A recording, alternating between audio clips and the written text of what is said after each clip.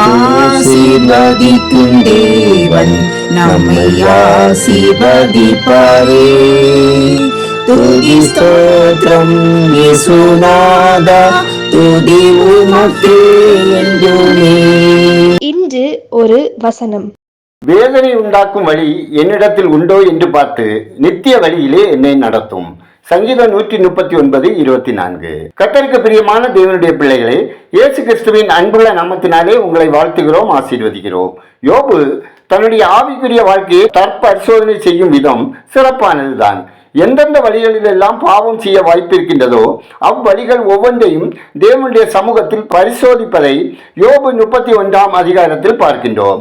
யோபுவிடம் காணப்பட்ட தற்பரிசோதனை முறை உண்மையான மனமாற்றம், பாவ அறிக்கை, மன்னிப்பை எதிர்பார்த்தல் ஆகியவைகளை உள்ளடக்கியதாக காண்கிறது. சில வேளைகளில் நாம் தேவனுடைய சமூகத்தில் பிரவேசிக்கும் போது நம்முடைய நிலையை ஆராய்ந்து பார்க்க தவறி விடுகிறோம். எடுத்த உடனே ஸ்தோத்திரம் என ஆரம்பிக்கிறோம். உண்மையில் நம்முடைய ஸ்தோத்திரம் நாம் நின்று ஜெபிக்கும் இடத்தின் கூரைக்கு மேல் போகாதபடிக்கு நம்முடைய பாவங்கள் தடையாக இருக்கும்.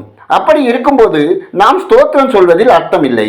எனவே முதலில் நாம் நம் ஆவிக்குரிய வாழ்க்கையை ஆராய்ந்து தற்பரிசோதனை செய்து பார்க்க வேண்டும். அப்பரிசோதனையில் உண்மையான மனஸ்தாபம், மனம் திரும்புதல், பாவ மன்னிப்பு ஆகியன இருக்க வேண்டும். தேவ பிள்ளைகளே, நம்முடைய ஆவிக்குரிய வாழ்க்கையிலும் எப்பொழுதும் நம்மை ஆராய்ந்து பார்க்க வேண்டியவர்களாக இருக்கிறோம். நமக்கு பாவம் இல்லை என்போமானால் நம்மை நாமே வஞ்சிக்கிறவர்களாய் இருப்போம். நம்முடைய பாவங்களை நாம் அறிக்கையிட்டால் பாவங்களை நமக்கு மன்னித்து எல்லா அநியாயத்தையும் நீக்கி நம்மை சுத்திகரிப்பதற்கு அவர் உண்மையும் நீதியும் உள்ளவர். ஆகவே கர்த்தருடைய பிரசன்னத்திற்கு போய் நாம் ஜெபிக்கும் முன்பாக நம்மை நாமே தேவ சமூகத்தில் வைத்து ஆராய்ந்து பார்த்து நமது பாவங்களை அறிக்கை செய்து அவருடைய மன்னிப்பை பெற்றுக் கொள்ள வேண்டும்.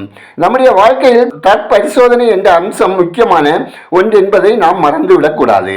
ஏனென்றால் நம் இருதயமே திருக்குள்ளதும் மகா கேடுள்ளதுமாய் இருக்கிறது.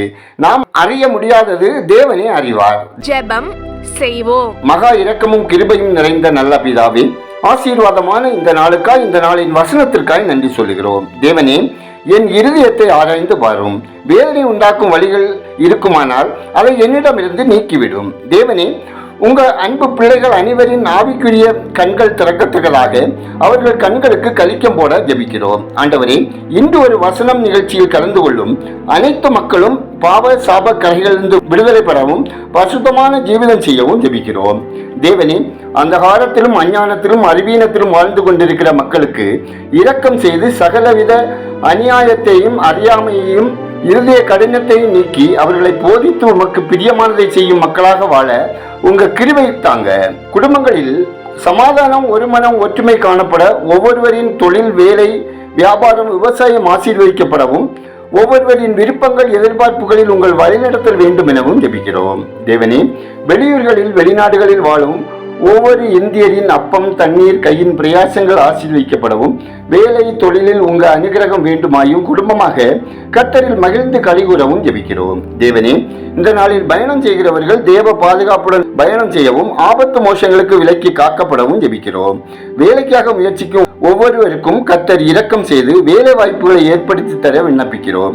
விடுதிகளில் தங்கி படிக்கிற, வேலைக்கு செல்கிற ஒவ்வொரு பிள்ளைகளும் கல்வியில் சிறந்து விளங்கவும் தங்கள் பணிகளில் உண்மையாய் செயல்படவும் தீய கண்களுக்கு விலக்கி காக்கப்படவும் ஜெபிக்கிறோம்.